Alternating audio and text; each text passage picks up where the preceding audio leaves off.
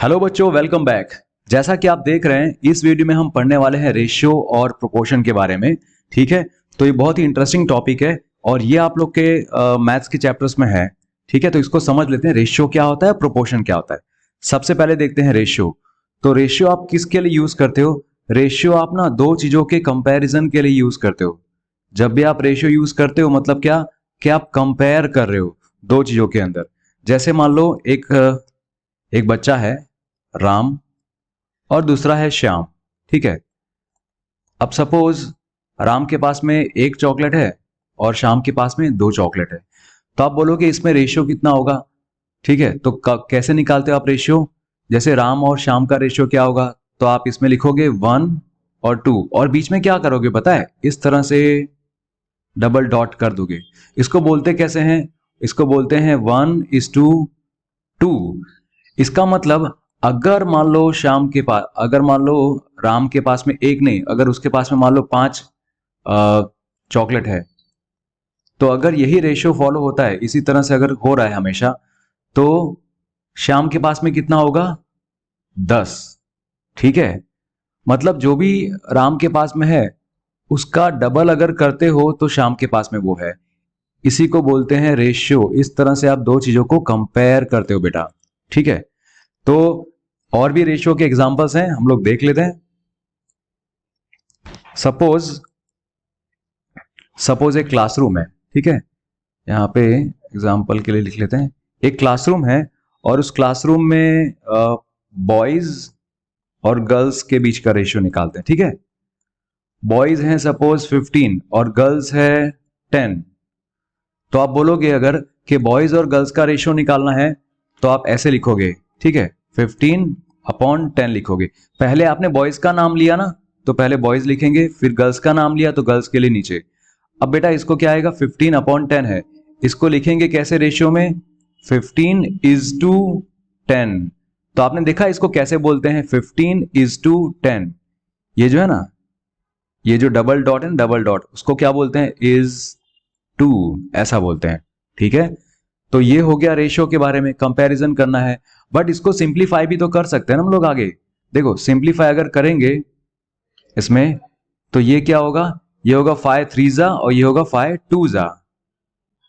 ठीक है, तो लास्ट में इसका आंसर क्या आएगा, बॉयज और गर्ल्स का रेशियो, उसका आंसर आएगा 3:2। इसका मतलब हर 3 बॉयज के जगह पे 2 गर्ल्स होंगी। For every 3 boys there are 2 girls. इस तरह से रेशियो हम लोग पढ़ते हैं।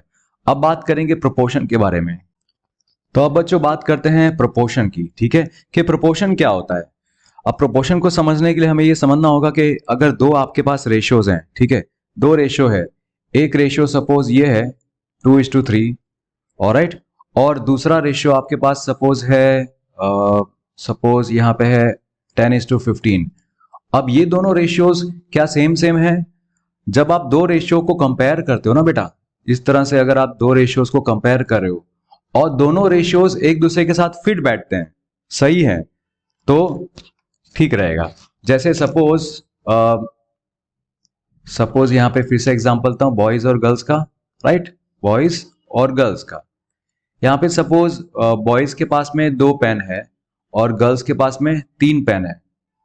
मतलब बॉयज की हर 2 पेन के बदले गर्ल्स के पास 3 पेन होंगी।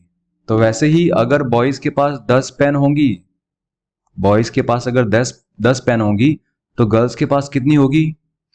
ओके, ये इसका जो जवाब है वो आप प्रोपोर्शन से निकाल सकते हो अगर ये चीज सेम है। ठीक है, अगर टीचर ने रूल बनाया है कि यही रूल होना चाहिए कि भाई अगर बॉयज के पास 2 पेन है तो गर्ल्स के पास 3 पेन होने चाहिए। ठीक है, तो इनकी हर 2 पेन के बदले यहाँ पे गर्ल्स के पास 3 पेन है, तो वैसे ही 10 पेन अगर होंगी तो गर्ल्स के पास कितनी पेन होनी चाहिए? वो। तो इस तरह से आप प्रोपोर्शन का यूज कर सकते हो। और देखो लिखोगे कैसे, आप यहाँ पे लिखोगे 2/3 इक्वल टू 10/15। क्यों पता है? देखो क्योंकि जब इसको कट करोगे तो आंसर तो सेम आएगा ना, 5×2 5×3। ऑलराइट, अगर कहीं पे ऐसा पूछ लिया तो कि भाई इसको बताओ कि क्या होगा, कोई तीसरा रेशियो दिया हुआ है, चेक करो कि दोनों रेशियो सेम है कि नहीं है, क्या वो रेशियो प्रोपोर्शन में है या नहीं है, वो चेक करना हो तो उसके लिए भी इसमें है मेथड जो आप चेक कर सकते हो। Hold on just a second बेटा, ठीक है। अगर आपको दो रेशियोज चेक करने हैं, सपोज यहाँ पे दिया है 1:4 है, ठीक है, और यहाँ पे इक्वल टू करके बोला है, इक्वल टू नहीं किया है सपोज, चलो ठीक है, यहाँ पे बोला है 5:20 ऐसा। अब आपको चेक करना है कि क्या ये दोनों रेशियोज इक्वल हैं। तो वो चेक करने के लिए आप क्या करोगे, ये जो फर्स्ट वाला है ना, ये फर्स्ट वाले को लास्ट वाले के साथ मल्टीप्लाई करो, ठीक है। तो 1:20 आपने किया, क्या आंसर आएगा 20। वैसे ही आप ये जो बीच में दोनों है ना, ये दोनों बीच में 4 और 5, इन दोनों को मल्टीप्लाई करो, क्या आंसर आएगा 20, ठीक है। अगर ये दोनों तरफ आंसर सेम आ रहा है, यहां पे भी 20 आ रहा है, यहां पे भी 20 आ रहा है, मतलब ये दोनों रेशियोज इक्वल हैं। अगर दोनों रेशियोज इक्वल हैं, ठीक है, तो क्या होगा, ठीक है, तो यहां पे हमने लिखा 1:4, ओके, और यहां पे है 5:20। अब हमने चेक कर लिया कि दोनों रेशियोज तो सेम है, मतलब दोनों रेशियोज इक्वल हैं। अगर सेम है तो उनके बीच में क्या लगाना पड़ता है पता है, इस तरह से 4 डॉट लगाने पड़ते हैं, ठीक है। और आप इसको बोलोगे कैसे, 1:4 इज इन प्रोपोर्शन विथ 5:20, ठीक है, 1:4 इज इक्वल टू 5:20। इस तरह से आप रेशियोज को चेक, प्रोपोर्शन को भी चेक कर सकते हो कि कोई चीज सही प्रोपोर्शन में है या नहीं है, ठीक है बेटा। ये प्रोपोर्शन की चीज ना आपको बहुत ही अलग अलग तरह से काम में आएगी लाइफ में। जैसे मान लो सपोज यहाँ पे है कि एक आपको चाय बनानी है सपोज, तो 1 कप चाय बनाने के लिए 2 चम्मच चीनी चाहिए, ठीक है।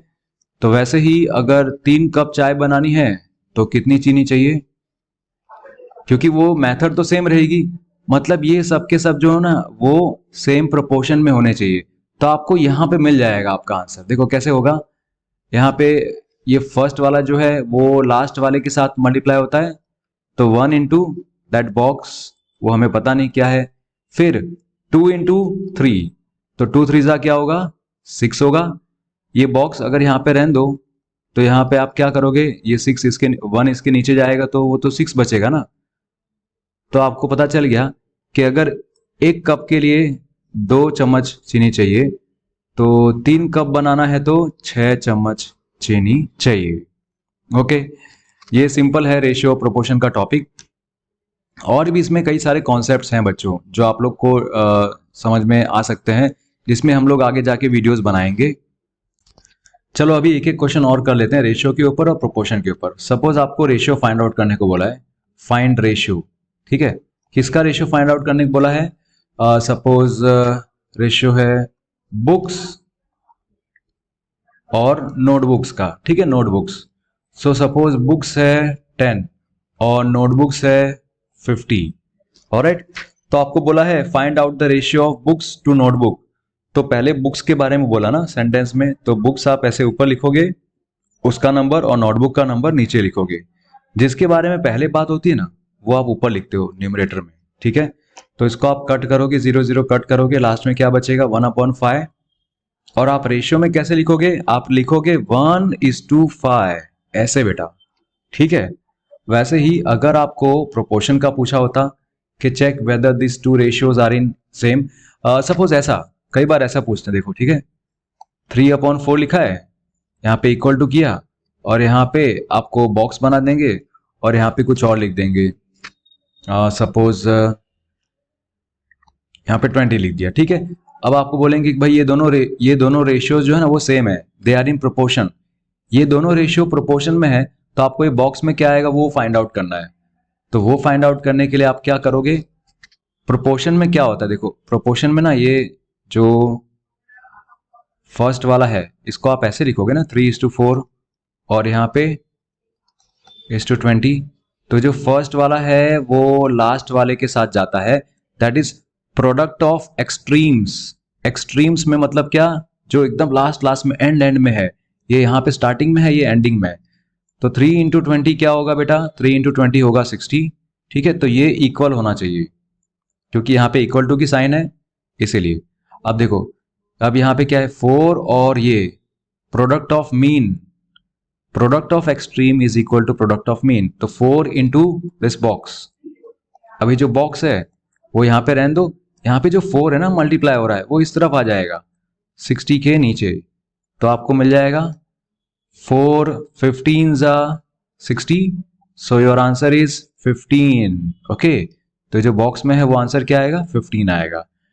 बेटा अगर ये वीडियो ठीक लगा तो आप बताइएगा, मैं रेशियो और प्रोपोर्शन का जो चैप्टर है वो पूरा आपको एक्सप्लेन करके दे दूंगा। हर एक्सरसाइज का हर क्वेश्चन हम लोग सॉल्व करेंगे। मिलते हैं अगले वीडियो में। Thank you so much, God bless you.